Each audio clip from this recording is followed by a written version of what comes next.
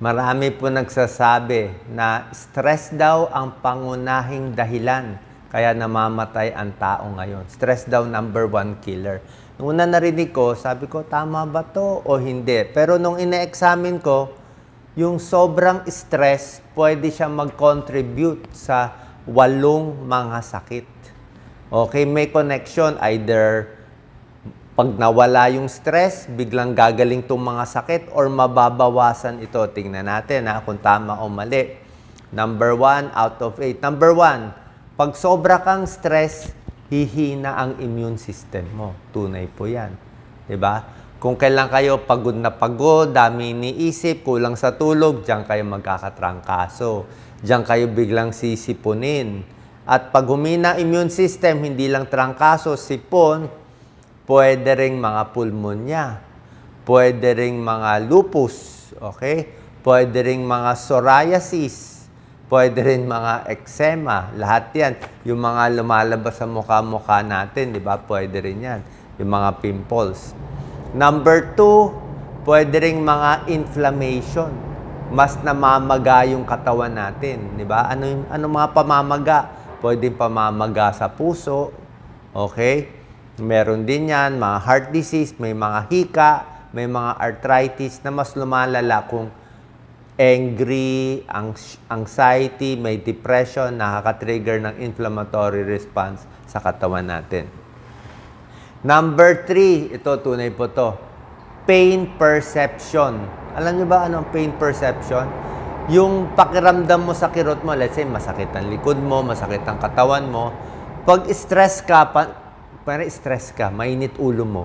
Yung nararamdaman mong sakit, biglang dodoble ang sakit. Diba? Biglang dodoble yung sakit sa tuhod. Parang mas feel mo, parang sabi mo, malas ako ngayon. O laging lugi ngayon. Walang pera ngayon. Walang kita ngayon. Tapos masakit pa yung tuhod ko. Lalong sumasakit. Pero kung masaya ka, okay, may kausap ka, nalilibang ka, tumatawa ka, lahat ng sakit sa katawan mo mawawala.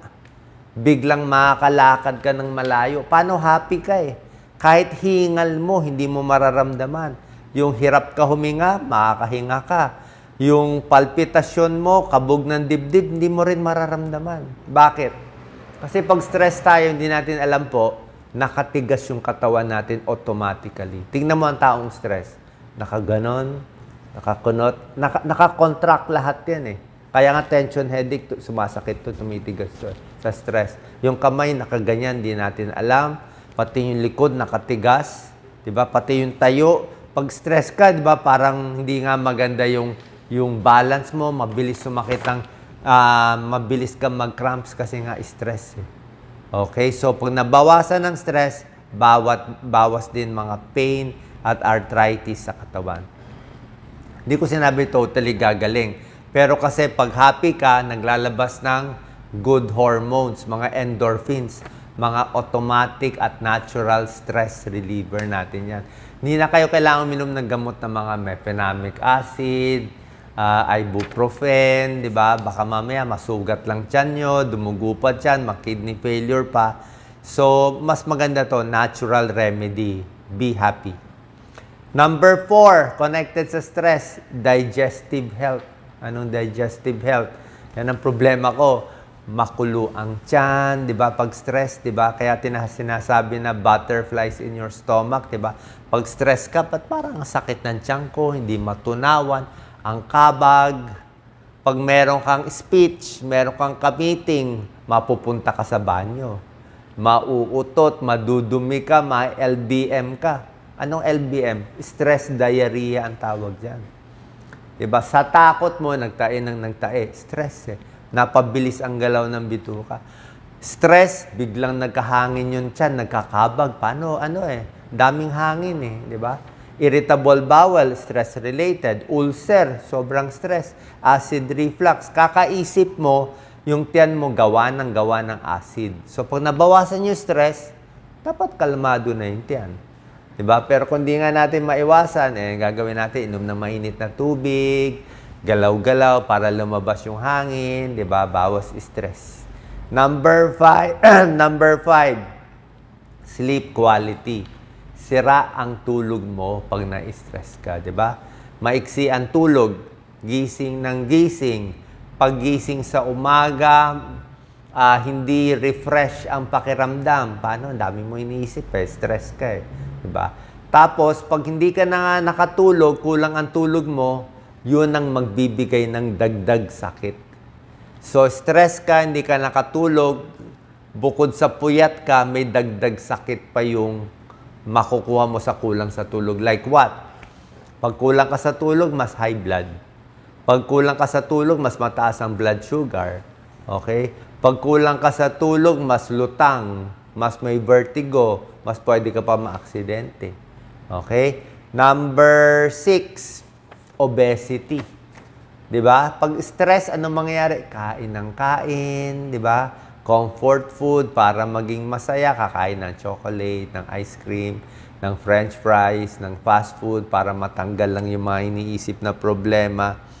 'Di ba? Mga bad habits, alak, soft drinks, mamaya droga pa, drug abuse. So, maraming bisyo dahil na stress. Number 7 out of 8, ito mas deadly syempre. Pag sobrang stress, number 7, ito yung linya ko bilang cardiologist, heart attack. Sobrang stress, heart attack. Stroke, sobrang stress. At mas malala pa sa heart attack, stroke, may possibility, hindi pa naman 100%, na yung sobrang stress, sobrang galit, pwedeng magdulot ng cancer. Okay? Hindi natin alam kung ano nauna. Alam ko yung mga pasyenteng may cancer, bago lumabas yung cancer, napapansin ko, mainitin ang ulo nila. Inaaway ang misis, inaaway ang anak, tapos lalabas, uy, may sakit pala bigla. Kaya pala mainitin ang ulo, may nararamdaman na. Or hindi natin alam, baka lagi na siyang mainit ang ulo, baka nag-trigger ng cancer. O wala pa naman proof ito, pero tingin ko, later on, makikita natin may connection yung utak sa nangyayari sa katawan. Kasi pag positive yung utak, maganda iniisip mo, gaganda yung pakiramdam mo. Kaya pag negative yung iniisip mo, mas magkakasakit. And number 8, syempre, pag sobrang stress, mental health problem. Diba? Syempre, mas anxiety, mas depressed, mas bipolar, kung ano may isip, mas umaatake itong mga mental health problem pag stress ang tao. At, syempre, mas maiksi ang buhay. Yan ang problema natin. So, pag sinabing stress ang number 1 killer, posible nga. Okay, so ano magagawa natin? Ito magagawa natin. 1 to 12. Try natin gawin. Malay natin, pag nabawasan mo stress mo, biglang mawala yung sakit mo. Or at least, ma-manage mo na. Okay? Hindi ko sinabi huwag magpatingin sa doktor. Sabi ko sa inyo, patingin kayo sa doktor. Inumin nyo yung reseta, itry nyo lahat. Pero I'm sure, marami sa inyo, ininom na lahat ng gamot, para dito sa mga sakit nila, pero hindi pa rin gumagaling Diba? Baka yung arthritis, masakit pa rin yung tiyan, irritable bowel, yung mga eczema, mga psoriasis, lahat to, ginawa na lahat. Diba? Yung mga high blood, sakit sa puso, inayos na lahat. Diba? Ininom na yung gamot, pero masama pa rin pakiramdam. Baka nga connected na sa stress. So, number 1, practice gratitude. So, count your blessings. Okay? Anong count your blessings? Siyempre, na at least buhay pa tayo, nakakalakad pa tayo, okay pa yung pamilya natin, wala naman nakakulong, may bahay ka pa naman natutulugan, di ba? Di ba? Kahit maliit lang yung bahay, yung iba nga nasunugan, di ba? Na okay pa. Pwede na yon. Meron pa nakakain kahit hindi masarap ang pagkain. Huwag mo na habulin yung may bagong kotse, bagong relos, bagong gamit. Iba na yon. Yung basic lang, blessing na yon. Diba? Pag binilang mo yung positive mo, matutuwa ka na. Okay, kaya isipin mo nga na yung tubig mo, kahit kalahating baso lang, half full na yan. May tubig ka na. Huwag mo isipin kulang yung tubig mo. Number 2, challenge negative thoughts. Pag may negatibo pumapasok sa utak, palitan mo yung negative ng positive or wag mo pansinin. Number 3, focus on solutions. Yung may magagawa ng paraan, gawa ng paraan. Pero pag hindi na natin magawa ng paraan, hanap na tayo na iba. Diba? Let's say, natanggal sa trabaho, wala nang magagawa, hindi na maka-apply ulit, di hanap nila ibang trabaho. Malay mo, blessing yung nangyari. Diba? Number 4, surround yourself with positive people. Kailangan may nakakausap tayo every few days, kung di, pag kayo lang lagi mag-isa sa bahay, kung ano-ano maiisip. Mahirap maglalaro ang isip mo pag masyadong mag-isa. Kaya hindi maganda yung isolated. Maganda may friends, may meeting kayo kahit once a week, twice a week, para lang malibang. Number 5, practice mindfulness. Kalmado, mas relax, mas dahan-dahan ng galaw. Number 6, set realistic goals. Dapat yung goals mo, yung mga kaya gawin na maayos mo. Kahit yung simpleng goal lang. Matapos lang yung project, maayos lang yung kwarto, di ba? Yung simple lang, mapagraduate yung bata, yung kaya gawin. Number 7, self-compassion. Ito importante, ito number 7. Kasi marami sa atin, di ba, parang self-pity eh. I think common ang self-pity sa kababayan natin na parang awa ka sa sarili mo, apik ka, laging malas. But ako, puro lugi. Nakikita ko sa Facebook, puro swerte lahat ng classmate ko. Ako na lang nalugi, ako na lang nahuli, ako lang ang hindi pumasa. Yung mga ganyan. Pag ganyan naisip mo, masama eh. Kaya nga, love yourself eh, di ba? So, baka isip mo lang yan. Challenge lang yan. Pero, syempre, dapat magdasal kung ano yung God's will para sa'yo. So, love yourself. Number 8, focus on what you can control. Tulad na sinabi ko, kung ano lang yung maaayos mo, yun ang gagawin. Number 9, engage in activities you can enjoy. Gawin mo yung kung saan ka masaya. Diba? Masaya ka ba? Yung mga mura lang, maglakad sa park, kumuha ng picture, mag-collect sa scrapbook, diba? Tumulong sa kapwa, kahit isa lang matulungan mo, message mo lang yung kaibigan mo ng positive, maganda na yun. Minsan, makakuha ka lang na isang positive message sa isang tao na hindi mo ina-expect, happy ka na buong araw. Napasaya mo lang siya, one day pwede na yon. One day na yon. One day happy na siya, dagdag na yon. Parang bulaklak na yon, blessing na yon. Hindi mo naman kailangan gawin na lahat eh. Baka hanggang dun lang ang kaya. Okay? So, engage in activities you enjoy. Number 10, practice positive affirmation. Parang ipe-pep talk mo yung sarili mo na kaya mo yan, maganda yan, may darating na maganda. Masakit katawan mo ngayon, pagod ka, pero bukas gaganda yan. Ganun ako lagi. Bukas okay yan. Bad mood ka ngayon, may lagnat ka ngayon, feeling mo parang bibigay na katawan mo ngayon, hayaan mo lang yan. Tomorrow, gaganda ulit yan. Gaganda. Babawi yung katawan mo, may darating na maganda.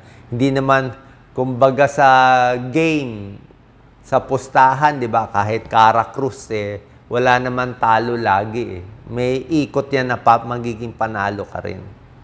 Number 11, learn from your failures. Diba? Pag natalo, naapi, nalugi, baka God's will naman yun eh. Merong mas maganda pang darating o may lesson na matututunan. And number 12, yan, accept life. Tanggapin na natin. Buhay naman, hindi lahat positive. Tingnan mo yung mga buhay ng ibang tao. Maraming negative, maraming malungkot. Pasalamat na tayo, kumabot tayo sa magandang edad, nakatulong tayo, lagi magdarasal. At syempre, lagi ko sinasabi, itong mga health tips natin, syempre may tulong to sa inyo. Yung pag-inom ng tubig, mga stretching, tamang pagkain, lahat naman to may tulong. Para at least, kahit very stressed kayo, yung katawan mo naman dapat healthy. Kaya ang ginagawa ko nga ngayon mas konti talaga kinakain ko. Kasi mahirap maging overweight. Kasi pag overweight tayo, mahirap. Pag talaga mabigat ka, lahat ng sakit. Pag mabigat ka, para kang may dalang silya. Kaya overweight ka 20 pounds, parang may karga kang 20 pounds na dala-dala mo. Pero pag natanggal mo yung mabigat na 20 pounds na extra taba sa bilbil, di ba? Mas makakalakad ka na mabilis. Mas hindi ka hihingalin. Mas hindi hirap yung katawan mo. Parang kotse. Pag nilagyan mo ng maraming kargada yung kotse mo, masisira yung gulong, masisira yung makina. Pero kung magaan lang yung kotse mo, magaan lang yung karga, kahit luma na yung kotse mo, matanda na yung kotse mo, at least aabot ka pa rin kasi nga magaan yung karga. Kaya kain lang na mas konti, diet ang mahalaga. Salamat po, God bless po, ingat po tayo palagi.